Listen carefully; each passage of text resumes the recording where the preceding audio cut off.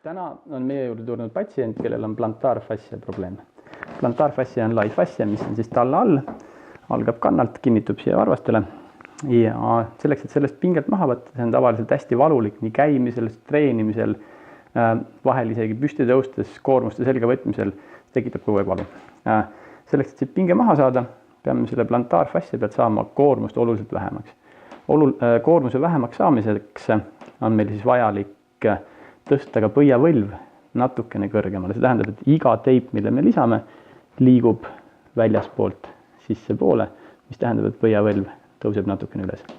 Me kasutame selle jaoks 2 erinevat või 3 erinevat teipi. Ankru tegemiseks pehmet elastit teipi liimiga. Selleks, et teha plantaarfassia alla tugevaid ristteipe, mina eelistan kasutada Reigoldi. Lihtsalt Reigold tuleb sellisel juhul rebida keskelt 8 erinevaks ribaks. Võib kasutada ka 2,5 cm teipi, aga 2,5 ei ole nii jäik, et sellisel puhul Reigold on parem. Ja viimaseks selleks, et see ristid, mis me oleme siia talla alla teinud katta, me kasutame siis karbooni ja karbooniga me teeme siis selle nii-öelda selle lõppviimistluse ja kinnitame need ristid üksteisega kõige tugevalt kinni. Alusteipi me plantaarfassia teibi puhul ei kasuta, sellepärast et me tahame, et see teip kinnituks tugevalt nahale. Alusteip võtaks meil sellisel puhul selle jäikuse või sellise kinnitusliimumise ära. Kui me tahaksime olla kindlad, et see teip püsib peal ka väga ekstreemsetes tingimustes, siis võib kasutada ka erinevatel puhkudel teibi liimisid. Plantaarfassia puhul, mida me peame siis vaatama, on siis nii-öelda see tallaalune jäik fassia, mis tihtipeale just hüppajatel või pikamaa või keskmaa jooksjatel läheb põletiku tekitades siis siia kanna alla või keskele talde hästi tugevat valu. Selleks, et sellest natuke koormust maha võtta, saame me seda teibiga natukene tõsta üles poole, võtta talt koormust maha ja muuta selle talla aluse natukene siis põrutustele, koormustele vastuvõtlikumaks. Mida me juba plantaarfassia puhul peame kindlasti vaatama, on see, et põiavõlv, et me tahame seda võlvi natukene tõsta. See tähendab, et kogu meie teipimine läheb siis välismiselt poolelt sissepoole alati. See hakkab kehtima juba sellel hetkel, kui me paneme peale nii-öelda siis esimese ankru. Ja siit kinnitame seda natukene. Ankruks sellise teibi puhul minule meeldib alati kasutada elastset pehmet teipi, sellepärast, et sellega me ei tõmba verevarustust nii palju kinni. Patsiendil või sportlasel või tavainimesel, kellel see probleem on lihtsalt mugavam.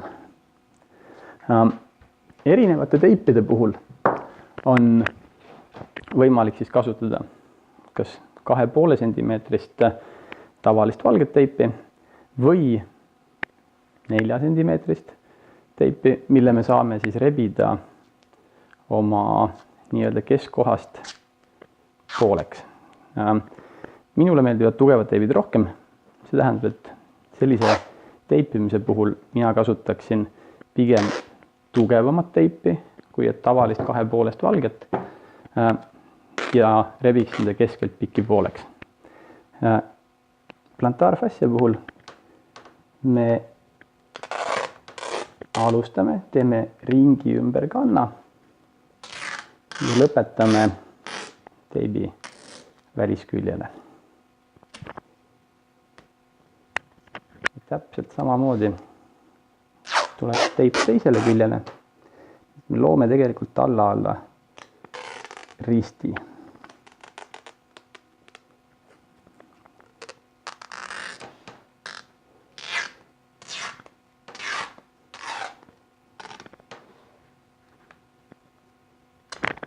Neid riste võib teha 1, neid võib teha 2, aga selle risti kinnitus siin kohas peab olema toestav ja ei tohi jõud muutuda liialt jäigaks. Selleks, et see teibirull meil ei muutuks liiga ebaühtlaseks, võtame selle teise poole teibiribast, teeme järgmise risti, teeme ta natukene kõrgemale, tuleb kanna tagant läbi, lõpeb jälle siia välisküljele. Ja fikseerimiseks me võtame valget teipi, kasutame siin samamoodi natuke suurema jäikusega teipi, mitte siis Airgoad, aga kasutame karbooni ja teip katab kogu selle siis risti, mis me tegime siit reaalselt üle. Iga järgnev teibiriba katab umbes 2/3 eelmisest ja me pingutame alati natuke siia ülespoole peale.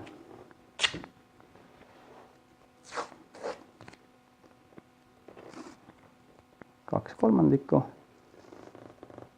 ja kinnitame.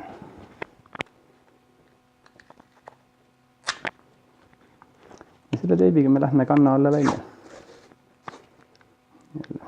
2/3 katab ja kinnitub küljele.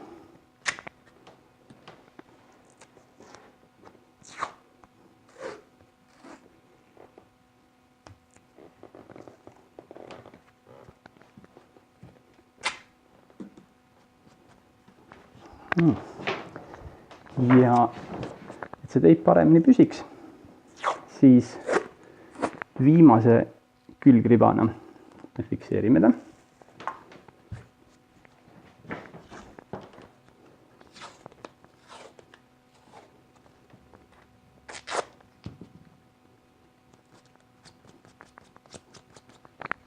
Ja jällegi elastiteibiga ankurdame kinni.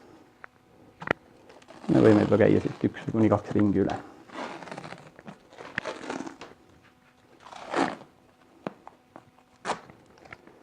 See on siis plantaarteip või plantaarfassia teip. Plantaarfassia teip, plantaarfassia on siis hästi lai fassia või kõõlu selline, ta ei ole kõõlust, ikkagi fassia, mis on talla all, mis tihtipeale siis üle treeninud sportlastel või siis vastupidavus või aladega sportlastel muutub põletikuliseks ja pärast on käimine hästi valus. Igasugune raskus, mis sinna peale panna, on valus, sellepärast et plantaarfassia iga sammu juures jalg läheb natukene rohkem pronatsiooni ja plantaarfassia venib. Et mida me tahame saavutada on see, et me selle plantaarfassia teibime natukene rohkem kinni. See on siis see, mille me siin selle teibiga saavutasime. Ja sellega me võtsime ära siis selle plantaarfassialt, mis algab siit kannalt, lõpeb ette kõigile 4 varbale, mitte 5. Ja teeme siis oma asendis. Nii. Ja võtsime ära siit pinge ja põhjavõlv on tõibitud natuke üles poole ja plantaarfassialt on võetud maha pinge. Nii et valu on vähem, koormust on vähem, põletik saab taanduda, probleem on ja inimene saab rahulikult oma igapäevaste tegevustega edasi elada.